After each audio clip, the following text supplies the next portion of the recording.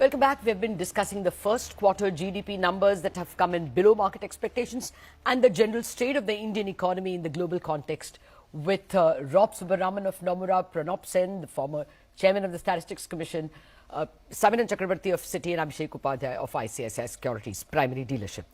Gentlemen, thank you for your patience. Abhishek, there is a bit of a nuanced difference of opinion in terms of how serious the current account deficit problem could be. But what is your estimate of the Reserve Bank's rate hiking cycle? The Fed seems to be hawkish. There could be pressure on the CAD. And therefore, what is the rate cycle? Can it impact growth? Well, I agree. So CAD is a concern. So in percentage of GDP terms, we may be tracking far lower compared to, say, the taper tantrum period. But absolute CAD at more than $100 billion is going to be challenging to fund in the environment that we are talking about. Of course, it is possible that there is a lot of speculation right now on India getting included in international bond indices. That process could start next year. But this story has played out in the past, hasn't worked out well. So we have to watch that space. I do think RBI needs to be mindful of external sector situation to not overestimate how much leeway they have in framing policy here. Also, inflation is reasonably high. So core inflation at 6%, food inflation showing no clear signs of any sharp deceleration should mean that RBI should try and take real policy rates at least towards zero levels by the end of this fiscal year, and perhaps positive next year. So we continue to assume RBI will front load policy tightening, expect at least 35 basis points rate hike in September, perhaps 50, assuming what Fed does, what ECB does. And at 6% they may pause, but it is likely that there will be some more rate hikes after that also. Okay, so what's the impact of all that on consumption? I'm coming to that point in a minute, but Samiran, since you spoke about demand, let me scratch that point further. A lot of IT companies are now pulling back their variable pay. Is this urban consumption engine very strong in Q1? Can it continue in the second half? So, Lata, we just did an analysis of about 3,000 listed companies' wage cost growth data.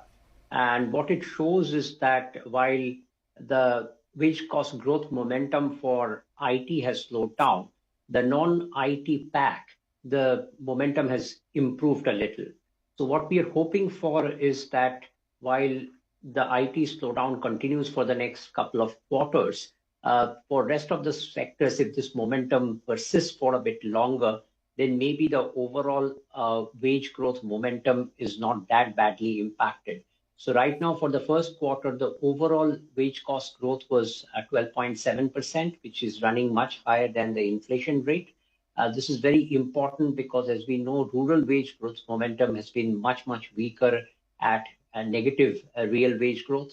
So if urban wage growth momentum also falters, then we would have a significant headwind to consumption. So IT part, yes, there is a decline, but the non-IT, particularly the smaller MSME kind of segments, is where we are seeing some catch up in wage growth, and we hope that continues for the next few quarters. Okay, but IT is a huge engine of growth. I mean, it's a large employer in India. Dr. Sen, two questions since we're running out of time. One, you referred to the rate hikes. Do you think if things go as high as what Abhishek is saying, 6.25% or thereabouts in terms of interest rates, will that impact consumption so much? After all, this is a country which has seen, 9% and 10% home loan rates forever. So will it really impact consumption so much? At the moment, no, I don't think so. But, RBI has a bit of a problem on its hands.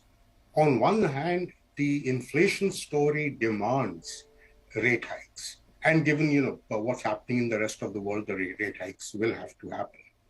But the problem that they face is that if they are very aggressive with rate hikes, you could actually see the rupee appreciating against numerous other currencies, which is, again, bad news on the CAD front. Now, balancing that is going to be a trick. And that's what RBI is faced with.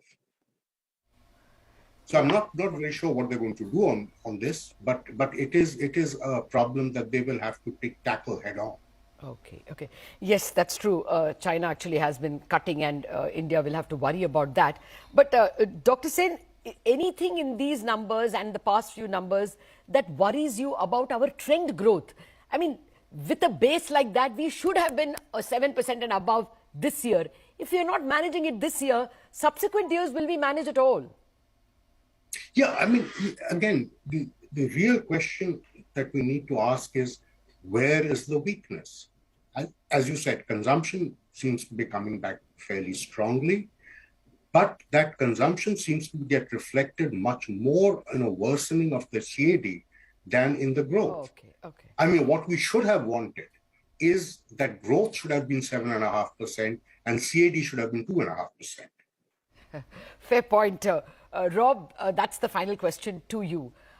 Any comments on India's trend growth? Anything that you're picking up in terms of longer term?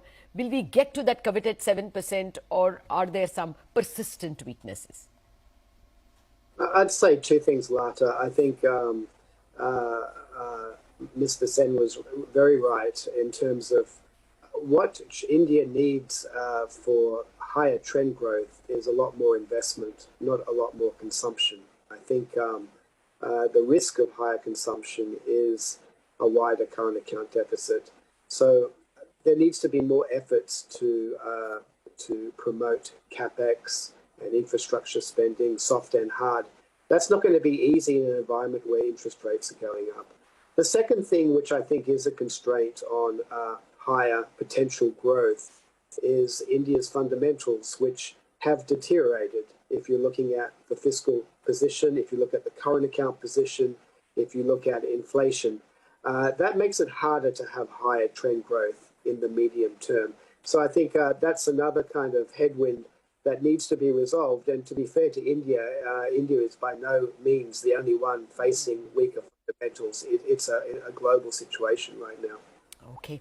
Well, I have the final question. Dr. Sen has already said that he was expecting only a 6.5 odd growth for the current year. Samiran's printed number is 6.7%. Rob, will you be lowering the India forecast?